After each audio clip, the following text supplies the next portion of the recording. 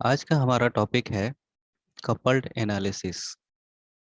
Coupled analysis in the sense कि हम steady state thermal की एनालिसिस करेंगे और उसी कंपोनेंट पे हम स्टैटिक स्ट्रक्चरल की भी एनालिसिस करेंगे। तो चलिए एक एग्जांपल लेते हैं डिस्क ब्रेक की। और डिस्क ब्रेक पे हम लोग स्टेडी स्टेट थर्मल की एनालिसिस करते हैं, थर्मल एनालिसिस। और थर्मल एनालिसिस के बाद हम लोग स्टैटिक स्ट्रक्चरल की एनालिसिस करेंगे। तो सबसे पहले हमें क्या करना होगा, स्टेडी स्टेट थर्मल को यहाँ पे ऐड कराना होगा। इसका आप कोई नाम डिफाइन कर दें, जैसे मैंने दे दिया डिस्क ब्रेक। अब यहाँ से आपको जैसा कि पता है मटेरियल डिफाइन करना होता है, आप मटेरियल डिफाइन कर सकते हैं। Then go to in geometry and import the part. तो पार्ट मैंने पहले से क्रिएट कर रखा है। तो मैंने क्या किया, मैंने पार्ट को सेलेक्ट किया और सेलेक्ट करने के बाद इसे इंपोर्ट कर लिया। आईजीएस फॉर्मेट में मैंने सेव कर रखा था, इसको मैंने इंपोर्ट कर दिया। नेक्स्ट हमें मॉडल पे डबल क्लिक करना होगा।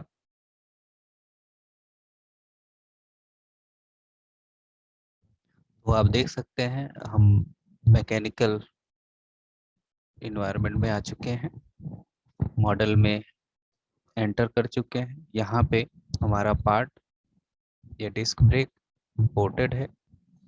आप इसको रीनेम करना चाहते हैं तो रीनेम भी कर सकते हैं यहाँ से।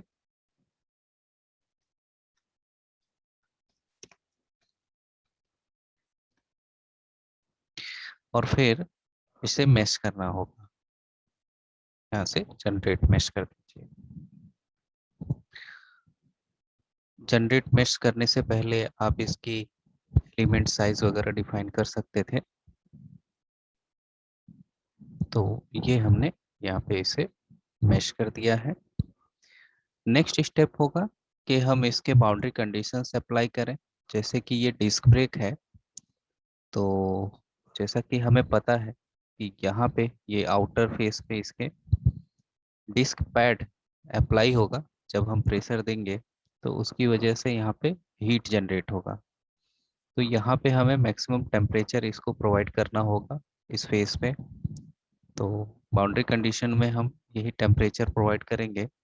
तो इसके लिए हमें क्या करना होगा, राइट क्लिक, इंसर्ट, और इंसर्ट में जाएंगे, टेम्परेचर पे हम क्लिक करेंगे और उस फेस को सेलेक्ट कर लेंगे जिस फेस पे हमारा टेम्परेचर अप्लाई होगा, मतलब टेम्परेचर जनरेट होगा डिस्क पैड के प्रेशर की वजह से। तो हमने इस फेस को सेलेक्ट किया और सेलेक्ट करने के बाद यहाँ से हमें इसके टेम्परेचर को के मैग्नीट्यूड को डिफाइन कर देना है। तो सपोज हमने 80 डिग्री सेंटीग्रेड ले लिया, आप कोई भी पैरामीटर ले सकते हैं। 120 डिग्री ले लिया। तो ये हमने टेम्परेचर इसके ऊपर अप्लाई कर दिया। नेक्स्ट बाउंड्री कंडीशन में क्या हो सकता है कि हम इस पे कन्वेक्शन अप्लाई करेंगे। कन्वेक्शन क्यों, ताकि ये जो हीट है ये क्या होगा, हमारा डिसिपेट होगा, है ना, डिसिपेट होगा यहाँ से इस वे पे अंदर की तरफ से। जैसे जब इसकी कूलिंग होगी वो एयर के थ्रू होगी, और एयर के थ्रू कूलिंग होने की वजह से क्या होगा कि इसका जो कन्वेक्शन होगा या फिर हीट का डिसिपेशन होगा वो इनसाइड डायरेक्शन में होगा। तो ये वाली फेस से होते हुए जो होगा, तो हम क्या करेंगे, इस फेस को दोनों तरफ से सेलेक्ट कर लेंगे और सेलेक्ट करने के बाद इसे अप्लाई करेंगे। और यहाँ पे हमें फिल्म कोफिशिएंट डिफाइन करना होगा। तो जैसा कि हम यहाँ पे जो डिसिपेशन हो रहा है वो एयर के थ्रू हो रहा है, तो यहाँ पे एयर डिफाइन करेंगे। इसके लिए हमें यहाँ से इस एरो पे क्लिक करना है, इंपोर्ट में जाना है और इंपोर्ट में जाने के बाद स्टैंडर्ड एयर, ठीक है, हॉरिजॉन्टल सिलेंडर को हम सेलेक्ट कर लेंगे और फिर ओके कर देंगे। तो यहाँ से ये इसके ऊपर फिल्म कोफिशिएंट डिफाइन हो गया।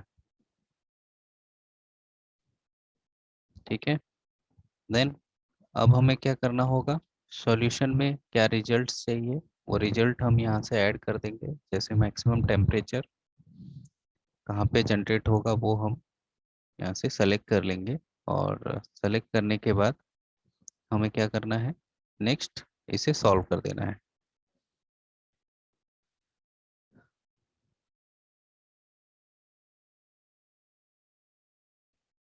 तो आफ्टर सॉल्यूशन हम यहाँ देख पा रहे हैं कि टेम्परेचर का डिसिपेशन जो हो रहा है वो किस तरह से हो रहा है। ठीक है, मैक्सिमम टेम्परेचर से कम होते होते यहाँ पे मिनिमम हो गया। तो ये था हमारा थर्मल एनालिसिस। थर्मल के बाद अब हमें क्या करना होगा, इसके ऊपर स्ट्रक्चरल एनालिसिस करना होगा। तो हमें इस पेज को यहाँ से क्लोज करना होगा और क्लोज करने के बाद हम क्या करेंगे, यहाँ से स्टैटिक स्ट्रक्चरल को लेफ्ट बटन से प्रेस किए रखेंगे और यहाँ ऊपर की तरफ से नीचे की तरफ चलते आएंगे और यहाँ सॉल्यूशन पे ला करके इसे हमें लेफ्ट माउस बटन को रिलीज कर देना है, छोड़ देना है। देन यहाँ पे हम उसका नेम डिफाइन कर दें।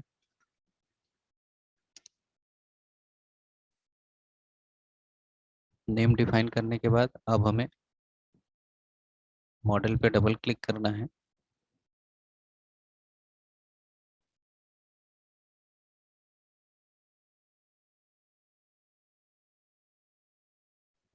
सॉरी, मॉडल पे नहीं, हम सेटअप पे डबल क्लिक करेंगे और ये ओपन होगा। ठीक है, यहाँ पे हम क्या देख रहे हैं कि हमारी ज्योमेट्री इंपोर्ट हो गई है, उसे हमें यहाँ से मेश करना होगा और थर्मल एनालिसिस भी यहाँ पे इंपोर्ट हो चुका है। ठीक है, और उसके सॉल्यूशन भी यहाँ पे आ चुके हैं।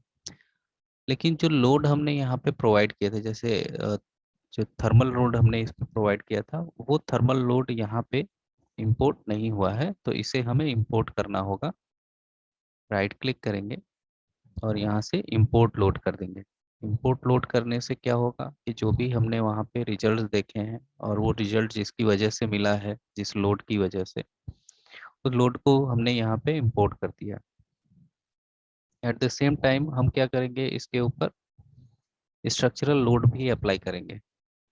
जैसे हमने थर्मल लोड अप्लाई किया था, अब हम इसके ऊपर स्ट्रक्चरल लोड की बाउंड्री कंडीशंस अप्लाई करेंगे। तो इसके लिए हमें क्या करना है, ऐसे राइट क्लिक करके और यहाँ से ले लेना है फिक्स सपोर्ट। अब ये फिक्स सपोर्ट हम कहाँ अप्लाई करेंगे, इन होल्स पे। होल्स पे ही क्यों अप्लाई कर रहे हैं हम, क्योंकि इस होल पे फास्टनर्स की हेल्प से, स्क्रू की हेल्प से ये क्या, ये फिक्स रहेगा, है ना, फिक्स कर दिया जाता है। तो हम इसे सेलेक्ट कर लेंगे और सेलेक्ट करके यहाँ पे फिक्स सपोर्ट अप्लाई कर देंगे। तो ये हमारा फिक्स हो गया। फिक्स होने के बाद नेक्स्ट हमारा क्या होगा, बाउंड्री कंडीशन, राइट क्लिक करेंगे और इसके ऊपर प्रेशर अप्लाई करेंगे। प्रेशर, जैसे जब डिस्क पैड इसके ऊपर प्रेशर देगा तो इस डायरेक्शन से इस फेस पे होगा। तो इस फेस को हमने अप्लाई किया और यहाँ पे हमने इसमें जो भी हमारा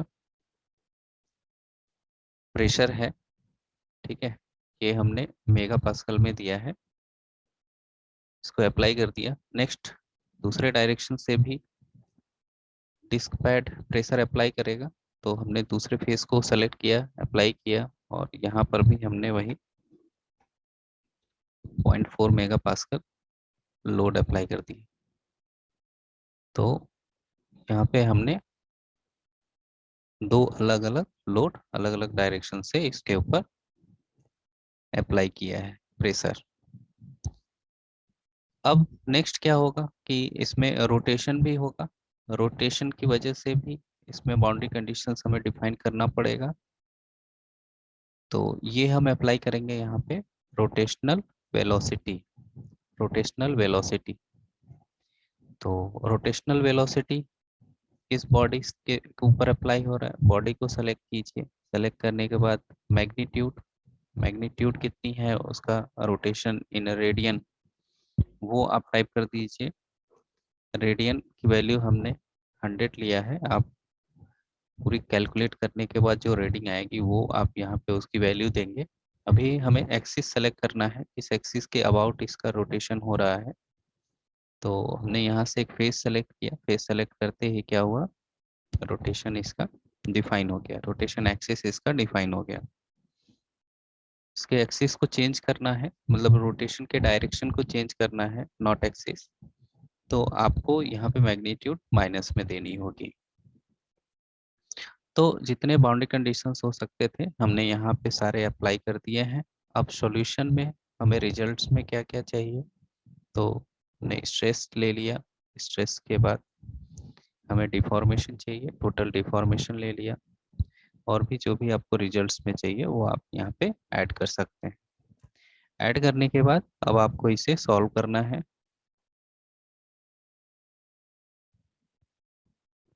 तो यहाँ पे हम देख सकते हैं टोटल डिफॉर्मेशन, मिनिमम यहाँ पे है और मैक्सिमम डिफॉर्मेशन आउटर फेस में। देन स्ट्रेस, अगर आप स्ट्रेस देखना चाहते हैं, सॉरी ये स्ट्रेस नहीं है, स्ट्रेस टूल ऐड हो गया है, मतलब फैक्टर ऑफ सेफ्टी। तो फैक्टर ऑफ सेफ्टी हम क्या देख रहे हैं, ये 0.4 है। ठीक है, तो फैक्टर ऑफ सेफ्टी 0.4 नहीं होना चाहिए, इसकी फैक्टर ऑफ सेफ्टी 1 के आसपास होनी चाहिए। तो हमें इसके मटेरियल या फिर लोड की वैल्यू को कम चेंज करनी होगी या फिर लोड की वैल्यू को कम करनी होगी। चलिए एक बार और ऐड करते हैं और देखते हैं stress not stress tool, stress को ऐड कर लेते हैं और इसको सॉल्व कर देते हैं। तो ये है हमारा स्ट्रेस, जहाँ पे हमने सपोर्ट दिया है वहाँ पे मैक्सिमम स्ट्रेस डेवलप होगा। तो ये था हमारा कपल एनालिसिस, जिसमें कि हमने थर्मल एंड स्ट्रक्चरल दोनों ही तरह की एनालिसिस की है कंपोनेंट के ऊपर। तो इस प्रकार से आप देख सकते हैं कि यहाँ पे स्ट्रेस का डिस्ट्रीब्यूशन हो रहा है और ये है हमारा टोटल डिफॉर्मेशन। इसको हम इसे देख सकते हैं कि टोटल डिफॉर्मेशन कैसे हो रहा है एनिमेशन में। ठीक है, तो बस थैंक यू।